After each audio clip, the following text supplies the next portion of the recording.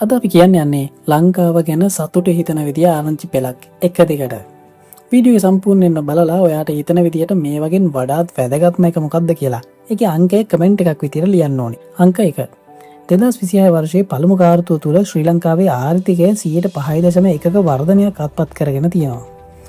ජන හා සංඛ්‍යා ලේඛන දෙපාර්තමේන්තුවේ දත්තවලට අනුව පසුගිය වසරේ මේ කාල පරිච්ඡේදයට සාපේක්ෂව 2026 වසරේ පළමු කාර්තුව තුළ ශ්‍රී ලංකාවේ ආර්ථිකය 5.1% වර්ධනයක් අත්පත් කරගෙන තියෙනවා. ඒ අනුව 2026 වසරේ පළමු කාර්තුවේදී රටේ දළදේශීය නිෂ්පාදනය රුපියල් ට්‍රිලියන 3.65 දක්වා ඉහළ ගොස් ඇති බව තමයි සඳහන් වෙන්නේ. අංක 2. ආර්ථික විද්‍යාව සහ සාමය පිළිබඳ ආයතනයේ නවතම ගෝලීය සාමදර්ශකයට අනුව ශ්‍රී ලංකාව කැපී පෙනෙන ප්‍රගතියක් ලබා ගනිමින් රටවල් 163ක් අතරින් 67 වෙනි ස්ථානයට පත් වෙලා තියෙනවා. ඒක 2025 වසරේ ලැබූ 97 වැනි ස්ථානයට වඩා විශාල ඉදිරි පිම්මක්. මේ අනුව දකුණු ආසියාවේ දෙවැනි සාමකාමීම රට බවට ශ්‍රී ලංකාව පත් වෙලා තියෙනවා. අංක 3.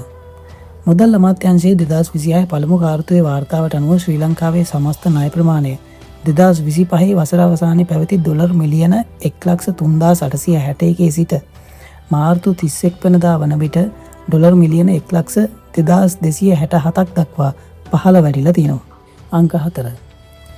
ශ්‍රී ලංකා විදේශ අමාත්‍යවරයාගේ ඕස්ට්‍රේලියානු සහ නවසීලන්ත නිල සංචාරවලින් පසුව ලොව විශාලතම නිදහස් වෙළඳ කිවිසුම වන RCEP එහෙම නැත්නම් කලාපීය විස්තීර්ණ ආර්ථික හවුල්කාරීත්වය වෙත සම්බන්ධ වීම සඳහා ශ්‍රී ලංකාවට එම රටවල් දෙකේම පූර්ණ සහයෝගය හිමි වෙලා තියෙනවා.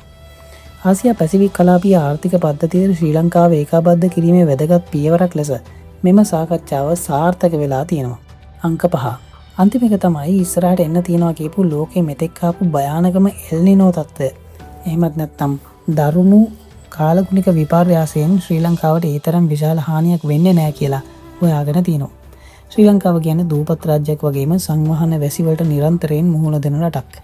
ඉතින් මේ නිසා ශ්‍රී ලංකාවට මේකෙන් ලොකු හානියක් වෙන්නේ නැති වෙයි කියලා විද්‍යාඥයෝ විශ්වාස කරනවා. ඕන අද අපි ලංකාව ගැන සතුට හිතෙන ආරංචි 5ක් එක පෙළට ගෙනාවා. ඔයාලා දන්න අලුත් දේවල් ටිකත් මේකෙම කමෙන්ට් එකක් විදිහට ලියලා තියන්න එනවා.